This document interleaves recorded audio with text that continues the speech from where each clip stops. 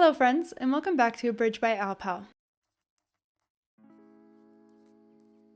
I had so much fun doing this the first time, and it's been long enough that I thought I could get away with doing it again. In this video, we're going to be reading more one-star reviews. However, this time it's not going to be a book that I disliked. It's going to be one of my favorites. And you know what? I would even go to say one of the favorites of the fantasy genre in general. But clearly there are some people who still don't like it.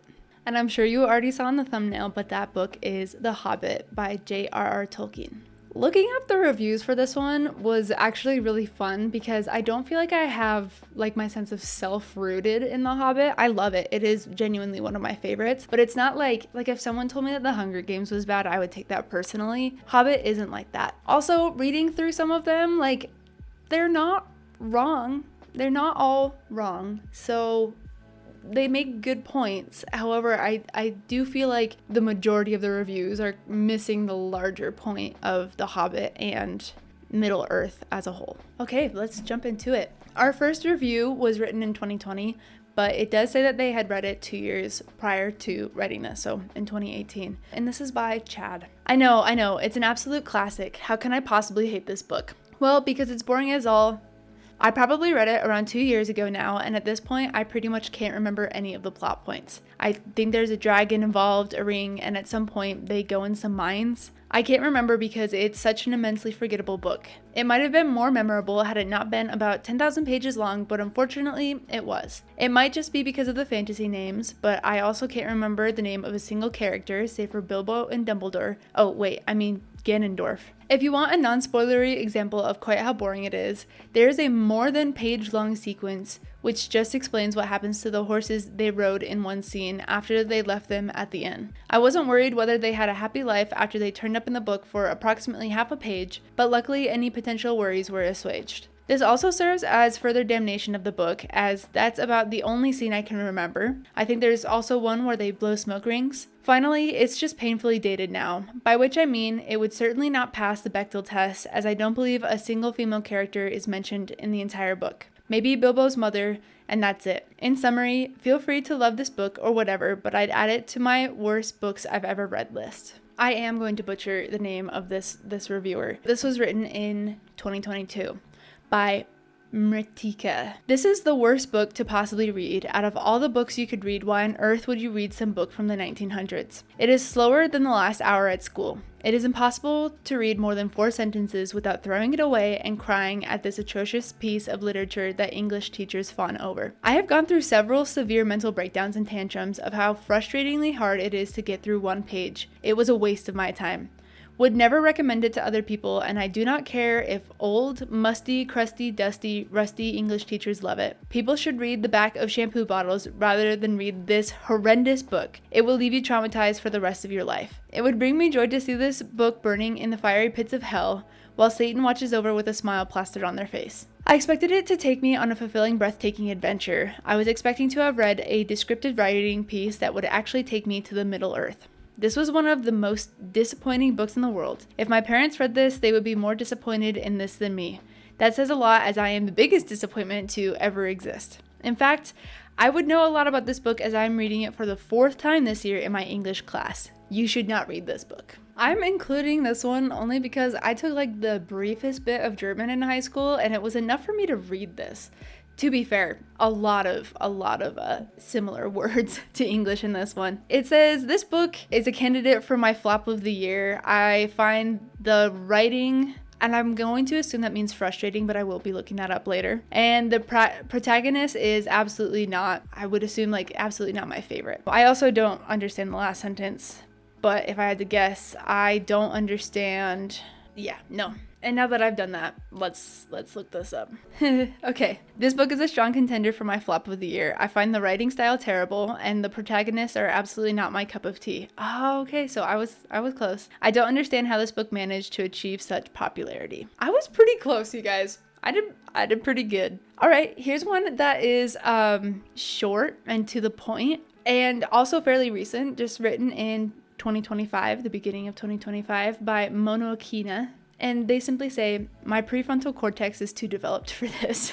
I feel like I should be saying something about these, but honestly, like, I do have to agree with a lot of their points. I mean, it's repetitive. He kind of skips over the exciting things and just describes the mundane. But for me as a reader, I actually really enjoy that just because, and I've mentioned this before, I tend to like black out during action sequences and not come to until it's over and being like, okay, well, that person won. So it was kind of my style, but also, like, yeah, not a lot happens in this. Here's another one from 2025, but the end of the year. So this one was written not too long ago by Caroline. 1.5. Goblins, war, anxiety, and a wish to be back in the safety of home. Vibes were 0 out of 10 in this one. Only bonus points come from the small self-sufficiency and bravery lessons, and the cutesy, whimsical way they talk about luck as being a measurable trait that a person can have. Okay, here's one that was written a longer time ago. This was from Simon in 2015. It says, many will think it blasphemous, but I really struggle to see why so many people adore this book and why it has an almost cult following. I know it was written for his children, and that may excuse some of the poor narrative employed across its pages, but personally, it seemed to me as though it was written by a child also.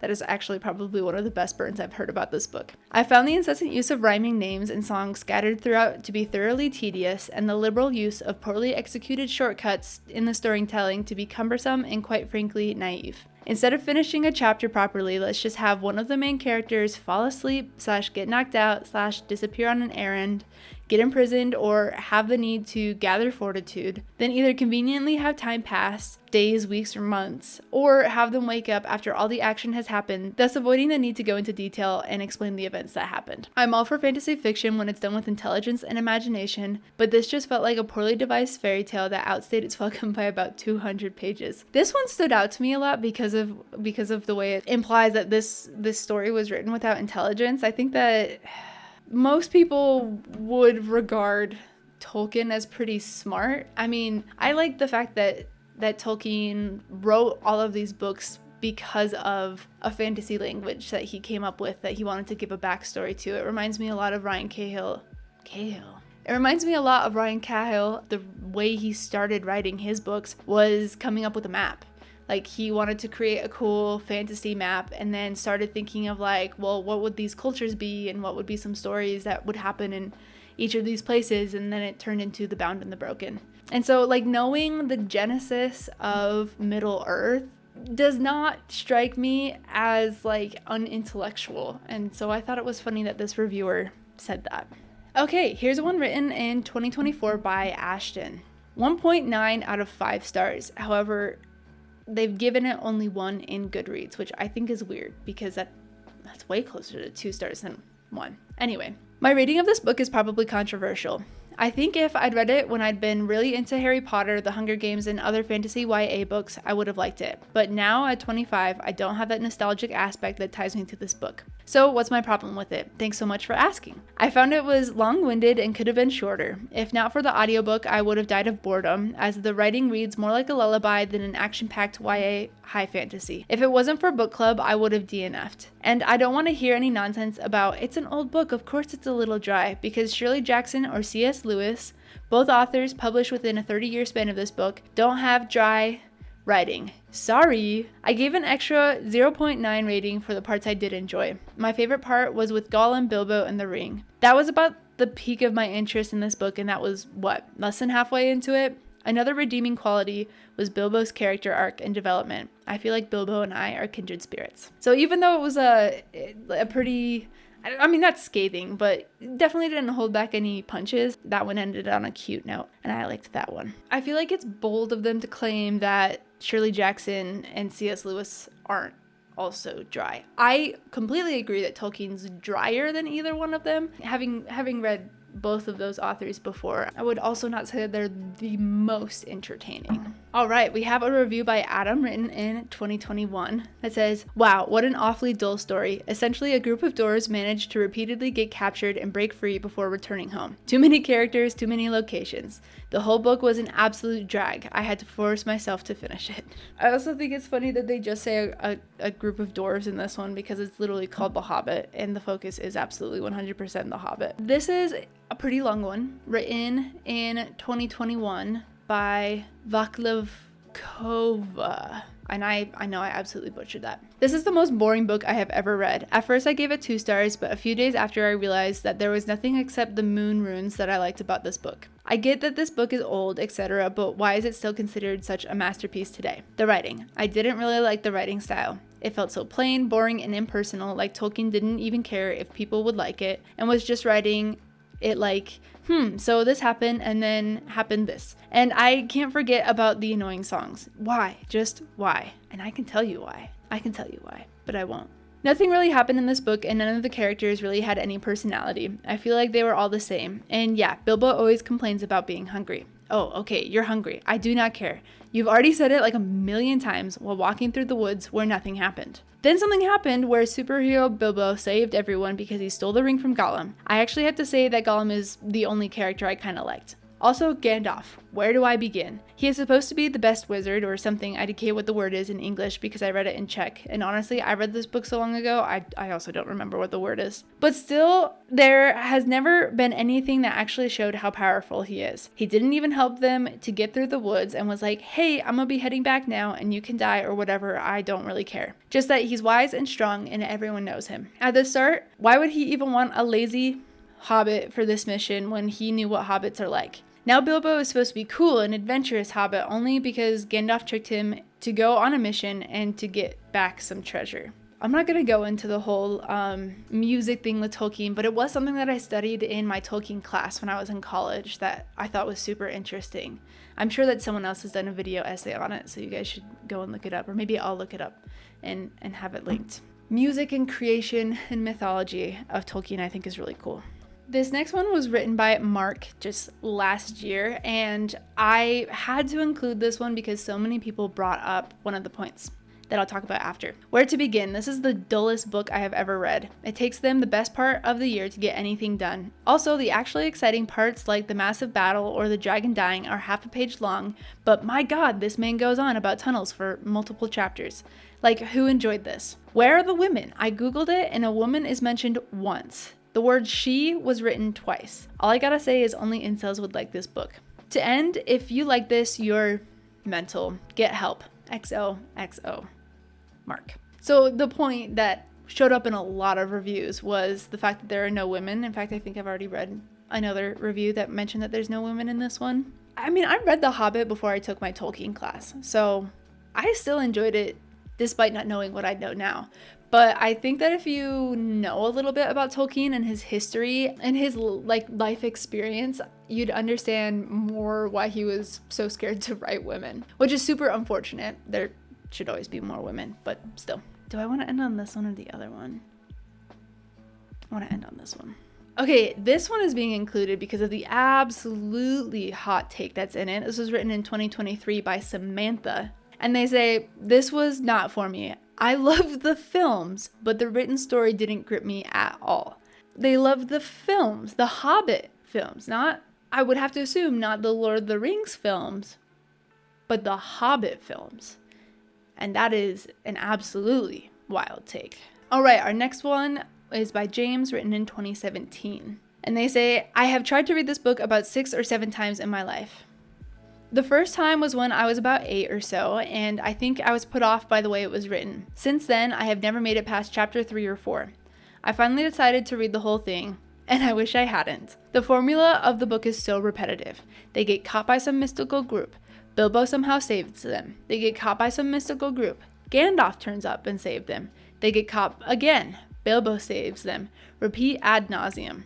I didn't understand the whole Hobbit character anyway. One second, he's this brave little guy who wants to save the dwarves, and next he's wishing he was back home. That's another annoying repeated feature. How many times do we hear, Bilbo wanted nothing more than to be back in his hobbit hole. I just wish he had never bothered going. I'm sure he would have had a more exciting time scratching in his living room. It took me 15 years after buying this book to actually finish reading it. I wish I hadn't bothered.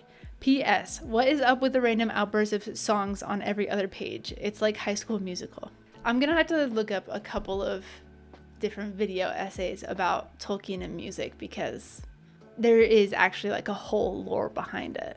We're almost done, guys. All right, we have from Emily in 2018. In certain crowds, my rating and the words I'm about to write, well, type, would probably get me shot. But The Hobbit is still one of the most boring books I have ever read. Tolkien's writing seems so dry and impersonal, though I can't deny he had a lot of fascinating ideas. I think this is the oldest review that I have, and this was written by Nathan in 2007. It says, "The only Tolkien I've ever read, and it guarantees it'll stay that way. That's right, I'm one of the 5 people on the planet who didn't pretend to have read the Lord of the Rings trilogy after the movies came out. And that's using the term loosely.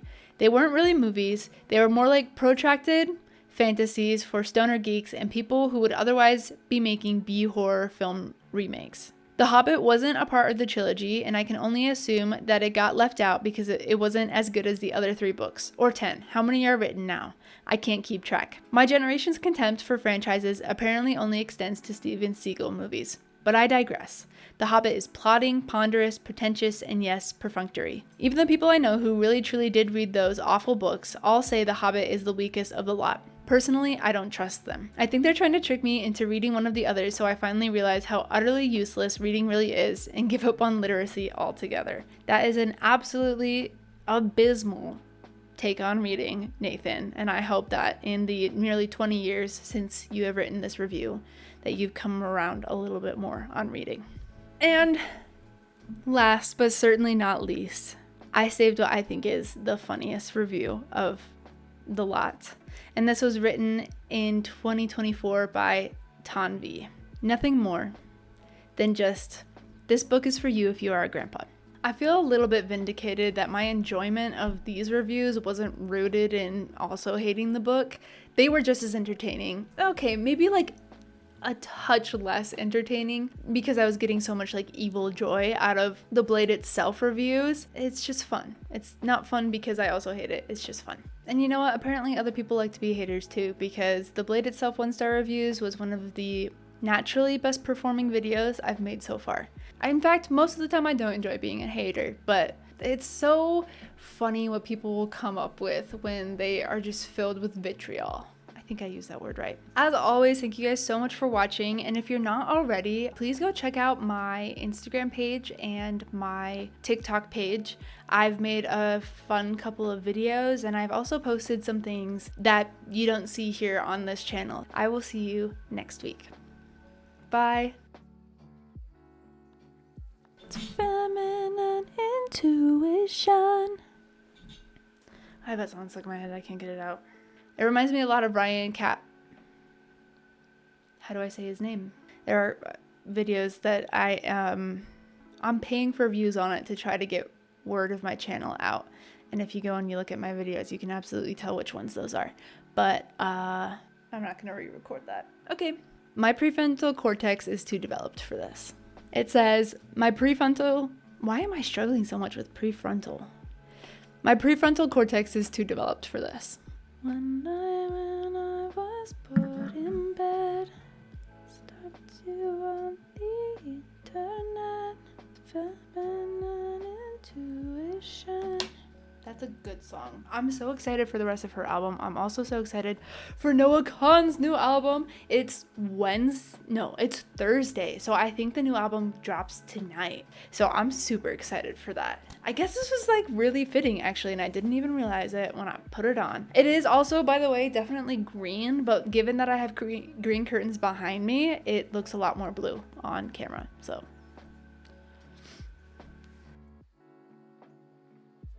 okay, if you're still here, I have some thoughts and I want to hear what people think of them. These are potential videos. 1, I have a PowerPoint about why The Bound and the Broken is the best series that anyone in my family read in 2025. I thought it would be really fun to present that to you guys. 2, I was an alpha reader, I guess, for one of my friends, a book that he's writing. And I thought it would be really fun to talk about my experience as a beta reader or an alpha reader for that one. He just finished his very first rough draft of the book, and I could not be more proud proud of him. Another one that I have is I wanted to show off the copy of Project Hail Mary that I talk about a lot. The one that my best friend, my sister, and I all took notes in the margins of, as well as I have a custom binding of Project Hail Mary headed to me in the mail right now. And so I was thinking I could film both of them in the same video. Those are some pretty specific ideas. I have other ones that might be fun. I like to make stickers. I was thinking I could do like a live, like, let's make a sticker, and I talk kind of the same way that I did the book pouches while I was embroidering them, and just kind of talked about books while I was doing it. Also, if anyone's interested, I thought I could show off my story graph and my 5-star reads and some of the reviews I've written on there. Fair warning though, they're not as entertaining as these ones. I'm not that good. Also, I have 3 different e-readers now. I've got a Kindle, a Kobo, and whatever XTE ink, whatever these ones are. The little teeny tiny mini one. So cute. I love it so much. This is the one that has MagSafe and sticks to your phone. Oh, my experience reading on all of them, as well as like when I use which one, because they do kind of serve different purposes. I am a huge fan of soundtracks. I was thinking I could talk about soundtracks and some of the best book to screen adaptations and their soundtracks and what makes them so good. But also I could talk about more than just books on this channel. Very happy to talk about movies and shows if that is something that you guys would want to hear about. And I have a couple fanfic ideas, but I think I'm gonna do those no matter what. Okay, let me know what you think about those. Bye.